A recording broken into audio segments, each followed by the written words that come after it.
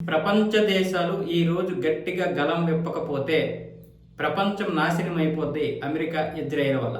ఈరోజు మిడిల్ ఈస్ట్లో జరుగుతున్నటువంటి యుద్ధం వల్ల ఇరాన్కో ఇజ్రాయెల్కో అమెరికాకు మాత్రం నష్టం లేదు, ప్రపంచ దేశాలన్నింటికీ కూడా నష్టం. కాబట్టి అన్ని దేశాలు ముందుకు రావాలి అన్న విధంగా ఇరాన్ విదేశాంగ మంత్రి అబ్బాస్ అరాగ్జీ అయితే ఒక పిలుపునిచ్చారు. పైగా ఈరోజు ఉగ్రవాదం నిరోధక సంస్థ డైరెక్టర్ అయినటువంటి జో కెంట్ ఆయన రాజీనామా చేశారు కదా వైట్ హౌస్లో, దాన్ని కూడా జత చేశారు. ఆ రాజీనామా పత్రాన్ని కూడా జత చేసి ఆయన అయితే వ్యాఖ్యలు చేశారు. అలాగే యుఏఈ మీద జరిగినటువంటి దాడుల్ని భారత్ ఖండించిన దాని మీద కూడా మాట్లాడారు. భారత్ ద్వైపాక్షిక సంబంధంలో భాగంగా భారత్ అనే కాదు, ఏ దేశమైనా సరే ఖండించాల్సిందే. ఏ దేశం మీద ఇతర దేశాలు దాడులు చేసినా అది ద్వైపాక్షిక సంబంధంలో భాగం కాబట్టి ఖండిస్తారు.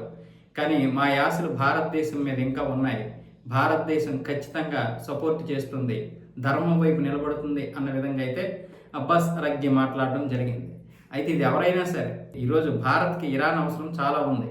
హార్మోజ్ జలసంధిలో మన యొక్క నౌకలు ఒకటి తర్వాత ఒకటి వచ్చేస్తున్నాయంటే ఇరాన్ సపోర్ట్ చేయకుండా రాదు. మరి ఇలా సపోర్ట్ చేసినప్పుడు యుఏఈ మీద జరిగినటువంటి దాడుల్ని భారత్ ఖండిస్తే ఇరాన్ ఎలా ఒప్పుకుంటుంది?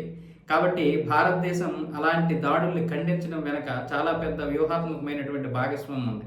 అదేమి శత్రుత్వం కాదు, అది ఇరాన్ని వ్యతిరేకించడం కాదు, యుఏఈ మీద జరిగినటువంటి దాడుల్ని ఖండించిన. అక్కడ ప్రజలు ఇబ్బంది పడతారు, ప్రజలు ప్రాణాలు పోగొట్టుకుంటున్నారు.